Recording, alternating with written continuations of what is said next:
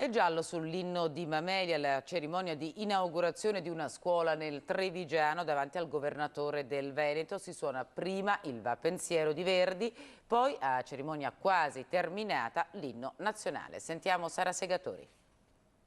Mi hanno detto guarda, facciamo così, ci sono i discorsi, poi al momento clou che è l'Italia del Nastro farai l'inno, ma prima ci sono i discorsi e quindi a conclusione dei discorsi c'è questa esibizione con il Va Pensiero. Deve essere stata una specie di sussurro nell'orecchio fatto dai collaboratori del governatore del Veneto Luca Zaia. Forse al presidente non dispiacerebbe se oltre al vecchio inno di Mameli tutti quei bimbi tirati a lucido per l'inaugurazione della nuova scuola di Fanzolo di Vedelago nel Trevigiano intonassero prima di tutto il Va Pensiero, la nota aria verdiana assunta dalla Lega come propria amata melodia.